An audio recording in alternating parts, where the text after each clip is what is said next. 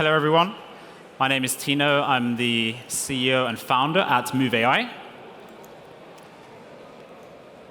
Please could you raise your hands if you have watched a movie with animated characters or played a game with 3D characters? I think that should be nearly everybody. You can lower your hands. If you're not aware, 3D animation, it's a huge industry because hundreds of millions of people play games, watch movies with 3D animation, watch TV shows. Even social media apps these days are powered by 3D engines, and they require huge amounts of 3D animation. But do you know how most of the world's 3D animation is actually being created? The process looks something like this. So it's a job of a trained animator. You spend minutes, hours, days, weeks, even months sometimes, using software, and by hand, you're trying to create this animation that you want to put into your experience. Therefore, it's really hard to scale, it takes a really long time, and it's really expensive if you want to do a lot of this type of motion. And in order to try to solve this problem of creating this huge volume of 3D animation we need for all these experiences that we participate in, the other solutions tend to look like this. So these are motion capture suits. If you watched the Gen AI ad earlier, somebody was wearing one of these suits. These suits, they're really expensive. If you want to create a stage like this yourself, it'll cost you hundreds of thousands or millions to create a big stage.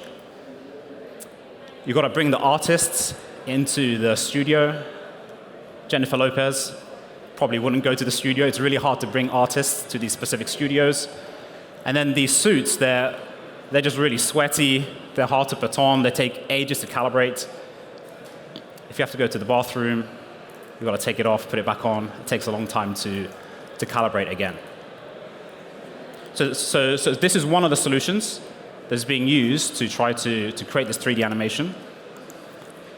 But at Move AI, we really believe that 3D animation should be accessible to the masses. We believe that it should be available to everybody. We believe that by making it cheap, by making it hyper accessible to people, you should be able to turn video and take video and turn that into high quality 3D animation. So for the past 4 years, we've been working on research. We spent over $10 million just doing the research, understanding human biomechanics to make sure we can help creators turn video into really high quality 3D animation. This is an example of an app. So this is a tool that we're launching right now. It's in beta. You're welcome to go to our website to try it out. Just with a single iPhone, we can help creators turn the video into high quality 3D animation that you can bring into these 3D engines that we use to power movies, games, and other 3D experiences. So you're welcome to sign up for it, and we're just wanting to empower more and more creators. I mentioned earlier that a lot of animation, it's required for games, it's required for movies. We've been working a lot with a company called EA for their sports titles. This is a behind-the-scenes footage of some research we've been doing with them for the past few years. What you see on the left is motion created just from us applying AI to videos. So regular videos from regular cameras. And on the right is the motion capture from the suits. And so what you can see here is that we can get comparable level quality using just video instead of encumbering the person and needing to put these suits on. And so currently we're helping a lot of AAA games companies. We're helping AAA film and TV studios, and even more people do animation better. But what's really exciting for us is enabling people that would have never, ever before have had access to 3D animation. So we're helping film and TV studios, games companies, but what's really exciting is helping people do animation that would have not normally had access to it. So here's an example from one of our users just in the past week. It's a small studio. It's called Lolly Studios.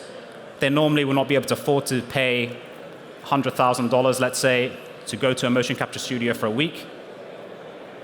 They couldn't afford to build one themselves. Just using an iPhone app This is an example of them capturing this in their house. You can do this inside. You can do this outside.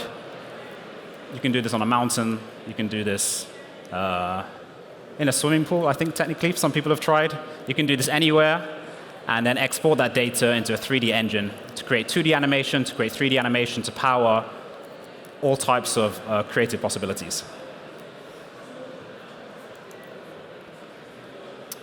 And what's really exciting is the more and more people we start to make these tools accessible to, whether it's facial capture, 3D animation, whatever tools, the use cases are just exploding.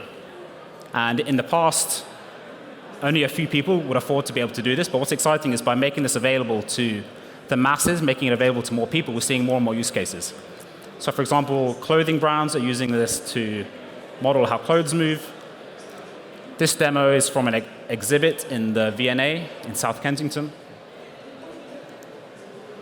But then also we have creators that you wouldn't normally think are professional creators using this to create experiences for themselves or to share with their friends.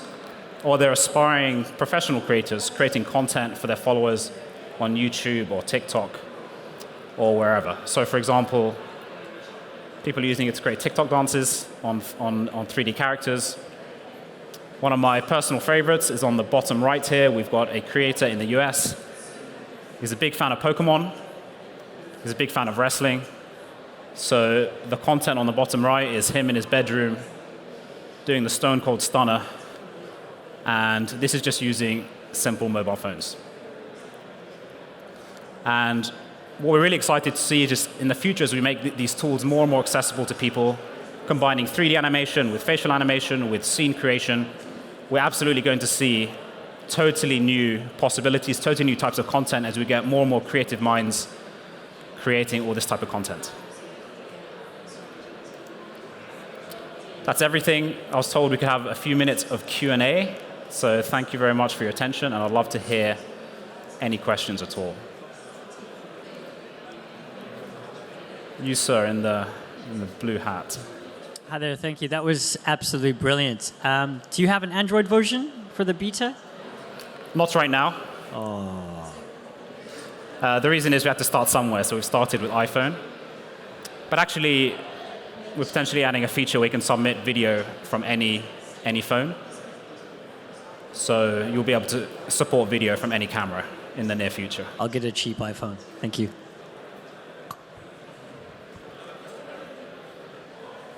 Yes, over there.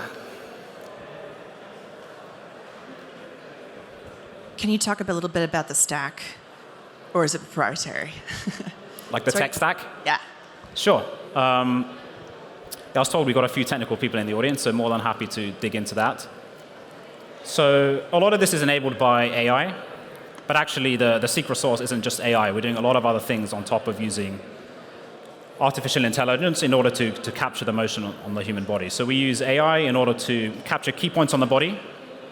So passing through neural networks in order to capture key points on the body. And then we put that into a model, a very sophisticated model that then also combines physics, biomechanics, statistics to make sure that we can solve, taking those inputs, we can solve that for the most realistic motion. So for example, the models will make sure that the motion's obeying the laws of gravity. It's making sure that we're obeying the biomechanical or the holonomic constraints of the human body. So all those inputs come in from the AI systems, and we're using physics, biomechanics, stats in order to give you the most realistic motion that can then run inside any type of game engine, whether it's Unreal or Unity or Blender or anything else. Talk about polys. Like polygons? Yeah. What are we talking about? So we actually don't need to worry about polygons. So we capture the authentic, natural human motion, and then you can transfer that onto any different type of character or avatar. So just algorithm, just numbers for your output then, yeah? Oh yeah, so we solve the motion on a skeleton. That skeleton will have a certain number of bones and joints. Off the top of my head, we're at maybe 20 to 35 key points or joints on the human body, but you don't have too many. The human body is quite complex. We've got many, many bones. There's no point entirely replicating the human body. So we've got a very efficient way to capture human motion, then make sure that that can be represented inside a 3D engine.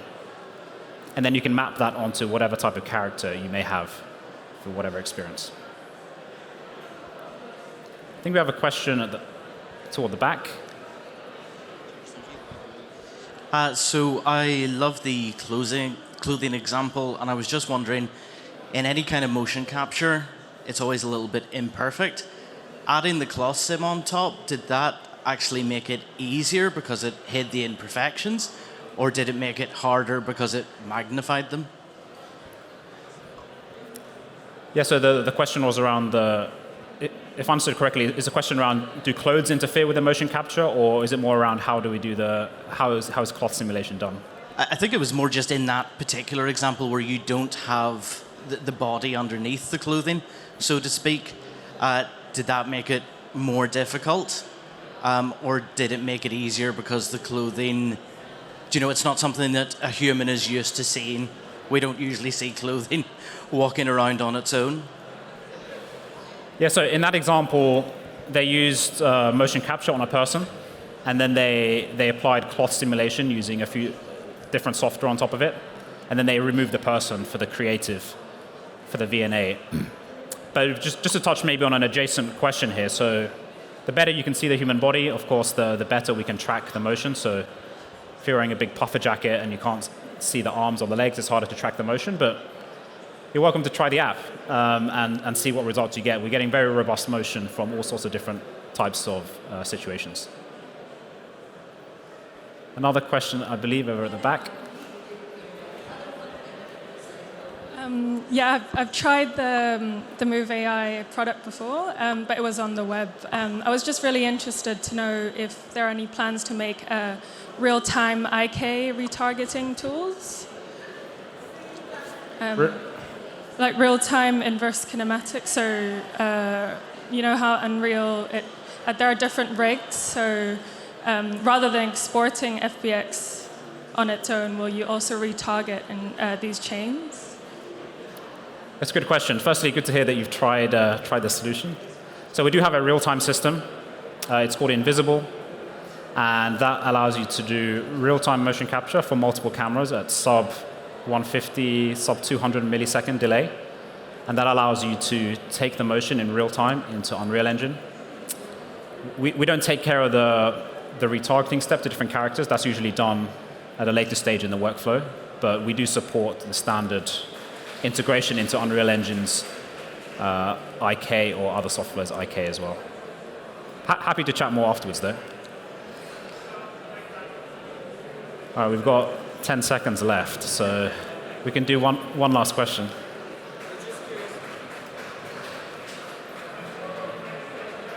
I was just curious. I just went on the website and it says that I'm in position 12,000.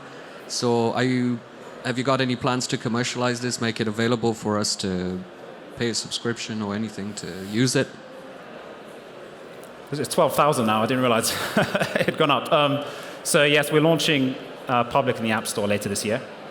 And so yeah, you'll be able to get access by the latest October, November, but hopefully you get onto the beta much sooner. Okay, thank you very much.